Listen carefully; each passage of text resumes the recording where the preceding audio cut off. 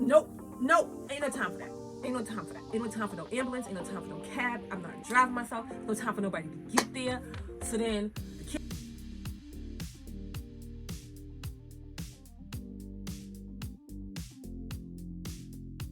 Hey, welcome back. All right, so I wanted to talk to you about Sophia's labor and delivery story. Sophia was delivered at home by her big sister. So I wanted to tell y'all about it. Not everybody's gonna have the same labor and delivery that I had with her. Fortunately for me, Sophia was my 5th kid. So with all my kids, I had easy labor. I didn't have like tough labor. So we're gonna go back. We're gonna take it back to the first one first. So my first daughter, I had her, I was young, whatever and stuff. She came right on her due date. So she was on time. She was right on time. I never had any kid too. Okay, I'm gonna bounce around. All right. I never had any kid either that was over 7 pounds. All my kids were under 7 pounds. Cause I had like, a tiny frame. I don't have one now, but I did have one then. So I think my body can handle a big kid and having and stuff. Even looking at me now, like I can handle 11 pounds, but I don't think my coochie booch could handle that big of a kid ever. I don't know. But so I had my first daughter right on time. She was born in the hospital, just like all my other kids. They were born in the hospital. Sophia was the first one born at home. My first daughter, I never had a hard labor. Never had a hard labor. My first daughter, I was a teen mom. So I was on my way to school. Was I on my way to school that morning? I'm trying to think. Was I on my way to school that morning? I don't know. All I know is my friend came over in the morning. So we had to be on our way to school because she came over in the morning. Maybe she came over because it was my due date. I don't remember. But anyway, she came over. Wasn't no milk in the house. So I was like, oh, I'm going to go to the corner store, get some milk. I didn't feel well. That's my first child, so I really don't know what labor felt like, whatever and stuff. I just didn't feel, I felt, So I'm going to go to the corner store, get some milk, be right back, whatever. She came with me, and I was like, this don't feel right, whatever and stuff.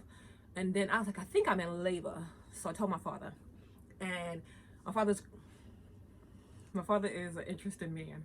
He said when my mother had me, they sent him this big old bill, whatever and stuff. I don't know. He has insurance, good insurance, whatever and stuff. He just thinks, I don't know. He thinks how he thinks.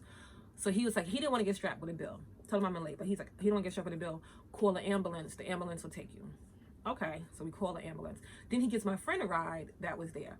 So we get to the hospital, whatever and stuff. And then she's like, she's coming into I was like, no, you're not coming in because I don't want nobody to see all this down here. So she's like, oh, okay. And thank God I had my daughter fast, whatever and stuff. I'm gonna brush through all my other kids real quick. I had her fast, whatever and stuff. But if I didn't, she was getting ready. She had her scrubs on and stuff. She was getting ready to come in there and like see her.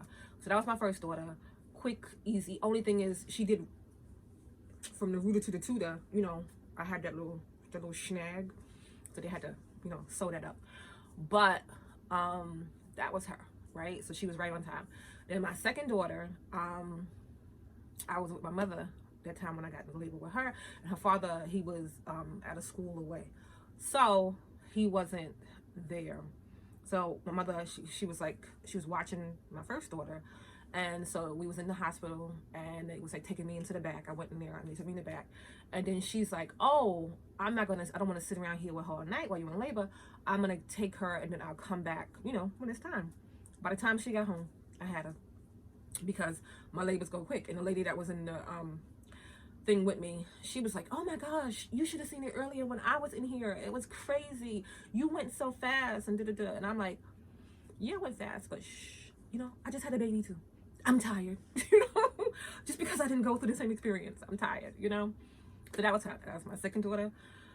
Then my son, again, went into labor with him and call an ambulance, and then we're in the ambulance. Now this is my third child, so I'm becoming a pro at this, right? We're in the ambulance. I'm telling the ambulance people, oh no, he's about to come. And they're like, no, you just called us. I'm like, I don't care what you're saying. This baby's about to come. And he's like, no. I'm like, okay. So then we get to the hospital. They look down there and they go, oh, she's about to give birth. And I just looked up at them. I was like, I told you. Because I'm a pro at this now. I know what I'm doing, right? So then we get on to my fourth daughter. Okay. So now we're older, whatever and stuff. Her father's back from school, been back from school a long time. But so we on to my fourth daughter. I was having an argument with her father, what have you and stuff. And we were supposed to go out that night. And I could feel, like, my labor is just like, I'm uncomfortable. I feel it all day. I feel it all day. I feel it all day. But I'm just like, we going out tonight. I had like an attitude, you know? But we get back home, whatever, it's like late. And then I'm like, I think I'm in labor. And he's like, oh my gosh, okay. So then he's like so excited because he missed, you know, my other daughter when he was away, whatever and stuff. So he's like, oh, I read online that you could you put a white flag around your antenna and you can drive through the red lights. I'm like, I don't think that's a thing, but that's what he did. So we drove to the hospital, whatever and stuff. We get there, they, you know, put us in the room, whatever and stuff, and he's like, they would just aggravate me. They're aggravating me because, you know, I don't, certain things, if I don't understand, you don't explain it to me well, I'm not gonna do it. So they were like, because the baby's head is supposed to be, she wasn't breached, but like, you know, their head is like up or down, you know? And so her head was the way that they didn't want it to be. So they was like, they were going to go in there, grab her head and turn it to the other way so that she can come out with her head facing the way they wanted to. And I was like, that don't even sound right. You know, I don't know if I want you to do that. And they was like, oh, we do it all the time. I was like, I don't know about that. I don't think I want to do that. So they got an attitude with me. And they left because I was like, no, I don't want you to do that. And then so they got an attitude and came back. It wasn't even that long, whatever and stuff. They came back and they still had this like little attitude, whatever stuff. And they know I do fast deliveries. And the lady looked and she was like, oh my God, I see hair. It's time. So they all had to rush in. Well, okay. So that's 4. So like I said, I'm a pro at doing this at this point. Pregnant with Saphira. I have uterine fibroids. I got them after I had my last daughter, and Saphira is like a big gap in between. So them suckers had time to grow and grow and grow and grow, right? So I measure about 4 to 5 months pregnant with the fibroids, and then there's a whole baby in there, you know? So it's not a lot of space.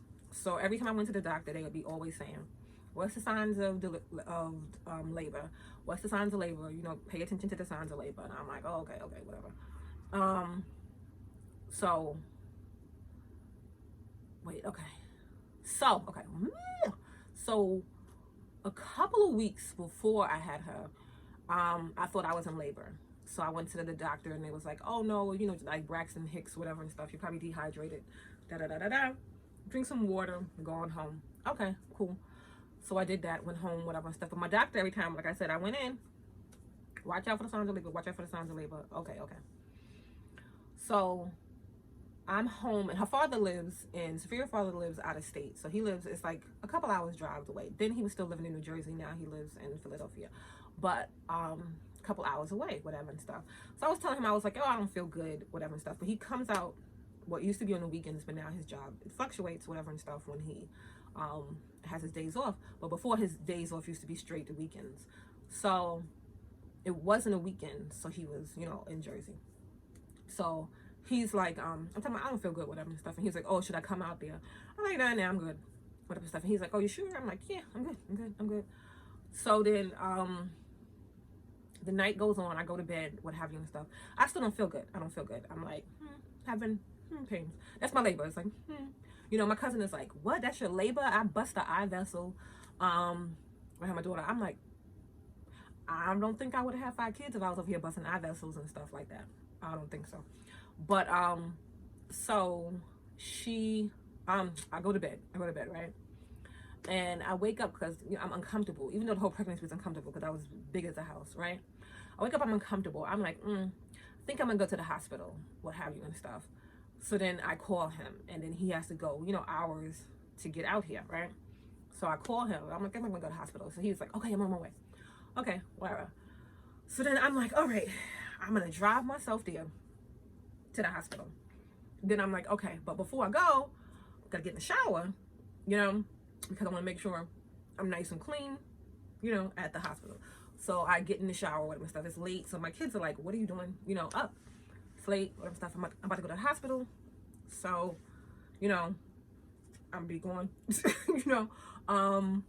So I don't know, trying to figure out, you know, what's gonna happen, you know, who's gonna watch everybody and whatnot and stuff. So then I get in the shower, and like I said, I'm about to drive myself, whatever and stuff. I get out the shower, I get dressed. They're up now, they're running around, what have you and stuff. I get dressed, and then like it's getting worse. It's getting worse, and it's getting closer. The the pains, whatever and stuff. So then I'm like, oh wait a minute, I don't think I'm gonna drive myself. I'm gonna call a cab, right? So because it's like 13 years ago, so wasn't no Uber. I wasn't Ubering, so I'm gonna call a cab. So I call a cab, whatever and stuff, and then I'm like, it's just getting worse. It's getting worse and worse. As you know, these couple minutes I'm waiting for the cab. So I'm like, oh no, I cannot get in no cab because I'm not giving birth in no cab, whatever and stuff. So then I'm like, okay, what I'm gonna do is I'm gonna call an ambulance. I'm like, all right, call an ambulance, call my father too. So I call my father, and I'm like, you know, I'm in labor, what have you and stuff, because her father is still like taking his time, you know, he has to get there from Jersey, whatever and stuff. So I call my father because he's closer. So then I'm like, okay, I'm about to call an ambulance, and I need somebody to take care of the kids, whatever and stuff, right? And then so I call the ambulance, whatever and stuff, right? Nope, ain't no time for that. Ain't no time for that. Ain't no time for no ambulance. Ain't no time for no cab. I'm not driving myself. No time for nobody to get there. So then the kids is like freaking out, whatever and stuff. And I'm like, all right, I'm about to take my pants off, y'all. So I'm on my bed, on the corner of my bed, right? And I'm laid there, you know, because at the doctor's would they scooch your butt down to the end of the earth and just have it levitate there, you know? So I'm like scooched down, whatever and stuff. And I'm like, somebody has to look right now. I'm about to have this baby. And they like, what? So your two youngest kids, they done ran into the bathroom. They hiding out in the bathroom. My second oldest daughter, she in the corner of the bedroom, hiding out, whatever and stuff. Like, what? You know? So it's just me and my oldest daughter. I'm like, all right, you're going to have to look down there, tell me what's going on, because, you know, this is about to go down. So she tells me what she sees, whatever and stuff. And then I'm like, this ain't waiting. So I'm like, and my water broke in between all this, whatever's going on, right? I'm like, you're going to have to catch this baby. I'm like, grab a towel. Somebody get a towel, whatever and stuff. You have to catch this baby, what have you and stuff. And so then they're freaking out, whatever stuff. It's happening. So then she grabs the towel, my oldest daughter. She grabs the towel, whatever and stuff, and she's there. And I'm like, okay, I'm about to push. So I push. Like, I wish they was here to tell the story with me, whatever stuff, right? Because me, I'm in like a panic type mood, whatever stuff. So I don't have like a clear, you know, interaction of it, whatever stuff. But so I'm like, I'm about to push, whatever and stuff. You gotta catch, whatever. Oh wait, I'm gonna put a text message from my daughter, because I was like, I texted everybody this morning, and I'm like, oh, I'm about to tell Sophia birth story. Anybody got any, you know, input, remembering, or what, you know, what happened? And my daughter was like, no, really. She was like, what'd she say? Whatever and stuff, right? She was like, she was just talking about it. She was about the mucus plug, and she was like, but I must have been imagining things. She was like, because I looked up the mucus plug and it looked gross. And then I'm like, so what did mine look like to you? And she was like, it was like this greenish, yellowish, whatever, with these beautiful red spots. So, you know, maybe mine did look nice. I don't know. But, you know, they were seeing more of my stuff than I've seen in my stuff, because, you know, you got to get at an angle to see your own stuff. So, so I'm like, okay, somebody got to catch. So she gets a towel and stuff. I push, and she catches her whole baby. So she was like, you know, she's a teen Doogie Howser, or, you know, she delivered her. And so, like, to this day, they still call each other, like they, because somebody had said too, was one of my friends, they was like, oh, they look like twins. She looks like her when she was a baby, whatever and stuff. But to this day, they besties. And how could they not be besties? Because she was like her doctor. So she been there from her since she first opened her eyes, whatever, you know? So after she came out and she caught her, what have you and stuff, then the ambulance came right after that. My father had came right after, like, everybody came right after everything was all done and said, what have you and stuff. and they cut the cord or whatever and stuff, and took me to the hospital. The hospital that was close to me I was like, I'm not going there because her doctor is at another hospital that, you know, I went to, whatever and stuff, because I wouldn't go back to the other hospital because they had that's a whole other story and stuff. But I never went back there. I've never went back there from when I had my first daughter because I didn't like the treatment, whatever and stuff. Like, I was a teen mom, but it was like whatever. But so we went to the hospital, what have you, and my father was there with the kids, what have you and stuff, and then her father came later.